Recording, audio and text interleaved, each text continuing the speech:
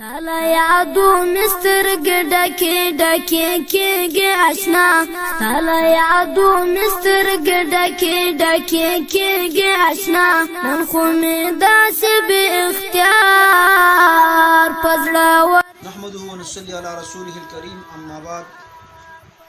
مفتی سردار علی حقانی شہید رحمہ اللہ کا قاتل کون ہے؟ ذہن کے اوپر تھوڑا سا بوجھ ڈالیں اور سوچیں کہ کون ہے خیبر پختونخوا کے اندر جو لاؤ لشکر کا مالک ہے، اثر رسوخ کا مالک ہے اور پی ٹی آئی کو واپس اقتدار میں لانا چاہتا ہے، وہ کون سا شخص ہے؟ آپ کو پتہ چل جائے گا.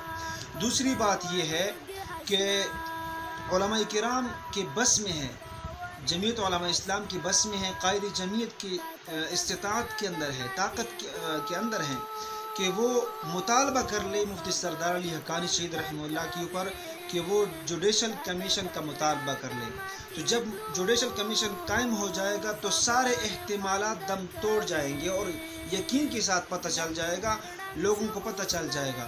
اور میں یہ دعوے کے ساتھ کہتا ہوں، یقین کے ساتھ کہتا ہوں، اگر مولانا صاحب چاہیں تو چاہے جتنا بھی وہ طاقتور ہو، اس سے بھی اگر بڑا بھی کوئی ہو، وہ بھی ملوث ہو تو اس کو بھی پھانسی ہو سکتی ہے. میں آپ کو دعوے سے کہہ سکتا ہوں، اللہ کی قسم کھا کر میں کہہ سکتا ہوں، اگر مولانا صاحب کی ضد کے اوپر آ جاتے ہیں تو یہ ہو سکتا ہے. لیکن اگر اب جوڈیشل کمیشن قائم نہیں ہو سکتا تو برائے مہربانی ہم یہ مطالبہ کریں گے کہ الیکشن کے بعد، انتخابات جیتنے کے بعد جوڈیشل کمیشن کا اہتمام ہونا چاہیے تاکہ ان کو پتہ چل جائے کہ علماء کرام کا خون ایسے نہیں بہایا جا سکتا کہ ہم خاموش رہے، فارمی مرغیوں کی طرح. ایک عالم شہید کر دیا گیا، دوسرا چپ رہے، خاموش رہے، دوسرا اسی طرح. فارمی مرغی میں اس طرح ہوتی ہے، ایک کو آپ پکڑ کے ذبح کر لے، تھوڑا سا آواز نکالتی ہیں پھر خاموش ہو جاتی ہے. تو ایسا نہیں ہونا چاہیے، اس کا پتہ لگا لینا چاہیے. دوسری بات یہ ہے کہ قومی نشستیں پی ٹی آئی کتنے تک حاصل کر لے گی؟ تو مفتی سردار علی حقانی صاحب کی شہادت سے پی ٹی آئی کو مزید نقصان پہنچا. پہلے میں نے کہا تھا کہ 30 نشستیں، میں کہتا ہوں 29 نشستیں ابھی ان کو ملے گی قومی اسمبلی سے. اس سے کم ہو سکتی ہے، یہ زیادہ سے زیادہ میں کہہ رہا ہوں، پوری پاکستان سے کہہ رہا ہوں، خصوصاً خیبر پختونخوا سے کہہ رہا ہوں. پنجاب سے تو ویسے بھی ان کو بہت کم سیٹیں ملیں گی، پورے پاکستان سے مجموعی طور پر قومی نشستیں ان کو ملے گی 29 تک زیادہ سے زیادہ، اور کم 10 بھی مل سکتی ہیں، 15 بھی مل سکتی ہیں. دوسری بات، پیپلز پارٹی کو 40 تک سیٹیں مل سکتی ہیں، مسلم لیگ نون کو 170 تک سیٹیں مل سکتی ہیں، جمعیت علماء اسلام کو 50 تک سیٹیں مل سکتی ہیں. تو اب دیکھنا یہ ہوگا کہ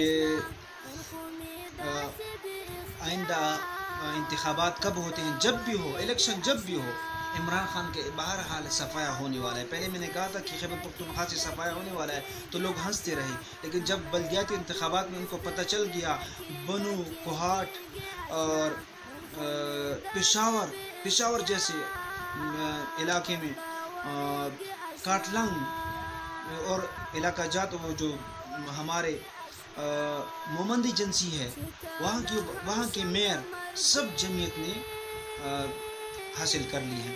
اور اس کے علاوہ بہت سارے علاقے ٹل دے کے ابھی ہنگو میں الیکشن ہو، 2-3 ہزار کی لیڈ سے پی ٹی آئی کا وہ اپنی سیٹ تھی، اس کی خیال زمان کی وفات کے بعد جو سیٹ خالی ہوئی تھی، 2-3 ہزار لیڈ سے وہ پی ٹی آئی، باوجود یہ کہ خیبر پختونخوا میں ان کی حکومت بھی ہے، ان کو یہ نشست حاصل ہو گئی. لیکن ابھی میں آپ کو یہ بتانا چاہ رہا ہوں کہ خیبر پختونخوا میں علماء کرام کی حکومت آنے والی ہے، ہر صورت میں آئے گی اور لیڈ سے آئے گی، اور اکیلے حکومت بنا سکتی ہے جمعیت علماء اسلام. اور اگر متحدہ مجلس عمل بحال کر لے تو یہ بھی، اس میں کوئی حرج نہیں، اس میں فائدہ ہوگا. لیکن اگر مولانا صاحب چاہے تو اکیلے بھی حکومت بنا سکتے ہیں. اب بات یہاں پہ آتی ہے کہ مولانا صاحب کو قومی نشستیں کتنی ملے گی. میں آپ کو کہتا ہوں، بلوچستان سے اور خیبر پختونخوا سے بالخصوص، پوری پاکستان سے بالعموم، پوری پاکستان سے مجموعی طور پر مولانا صاحب کو 50 سیٹیں ملیں گی قومی. تو سب سے بڑی پارٹی مسلم لیگ نون، اس کے بعد جمعیت یا جے وائی ہوگی. تو اس کے اوپر ہمیں جتنے بھی جمعیت علماء اسلام کے کارکن ہیں ان کو چاہیے کہ وہ عوام کو اعتماد ملے، گلی گلی کوچے کوچے جا کر یہ پیغام پہنچائے کہ اس مرتبہ ہم نے چھوٹی سیٹ چھوٹا ووٹ ضائع نہیں کرنا، کیونکہ ہماری حکومت انشاءاللہ آنے والی ہے، اور جب ہماری حکومت آئے گی تو ہم ان سے ایک ایک عالم کا، میں تمام علماء کرام سے یہ اپیل بھی کروں گا کہ انتخابات جب بھی قریب آتے ہیں تو ہمارے علماء کرام کو شہید کر دیا جاتا ہے چن کر، تو برائے کرم اپنی حفاظت کیجیے گا جتنا ہو سکے، اور میں عوام سے اپیل کرتا ہوں جتنا ہو سکے علماء کرام کا ساتھ دیجیے گا، یہی علماء کرام ہیں، اگر یہ نہ ہوتے تو آج تم گھی 500 کے نہیں 1000 تک کا کلو خریدتے اور تمہیں کوئی بریک نہ لگتا۔ عمران خان کے پاس اقتدار ہوتا، وہ اپنا ایک نشے میں ہوتا، اگر علماء کرام ہیں تو تبھی علماء کرام نے عمران خان کو ایکسپوز کر دیا، اور باوجود یہ کہ 70 سالوں کا قرض اور 4.25 سالوں کا قرض برابر ہے، تقریباً برابر ہے۔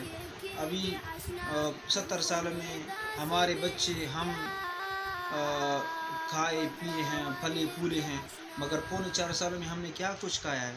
4.25 سالوں کی کھانا پینا، اور اس طرح 70 سالوں کا، اور 4.25 سالوں میں انہوں نے کیا کیا؟ انہوں نے صرف ایک BRT بنائی ہے، وہ بھی خیبر پختونخوا کی حکومت نے پہلی مرتبہ بیرون ممالک سے اپنی ترو کے اوپر 600 ارب سے زیادہ قرض لیا ہے۔ جب امیر حیدر ہوتی کی حکومت تھی، اکرم خان درانی کی حکومت تھی، تو وفاق کے اوپر ہمارا قرض تھا، صوبے کے اوپر ہمارے اس صوبے کے اوپر کوئی قرض نہیں تھا۔ انہوں نے اس صوبے کے اوپر بھی قرض چڑھا دیا ہے، اور صرف کیا بنایا ہے؟ 600-650 ارب میں ایک BRT بنائی ہے، اور جو عمران خان نے جو قرض لیا ہے اس کا تو حساب ہی نہیں، اس نے تو کچھ بھی نہیں بنایا۔ اگر نواز شریف نے، زرداری نے، سب نے مل کر قرض لیا تو نواز شریف نے موٹر ویز بنائے ہیں اور بہت کچھ کام کیے ہیں، لیکن عمران خان نے کیا کیا؟ عمران خان نے کچھ نہیں کیا، عوام کو بھی نہ چھوڑ لیا اور قرض بھی بڑھا دیا۔ تو اس وجہ سے ہمیں علماء کرام کا شکر گزار رہنا چاہیے، اور حتی الامکان علماء کرام جیسی بھی چاہیں، جب بھی چاہیں، ان کے ساتھ نکلنا چاہیے۔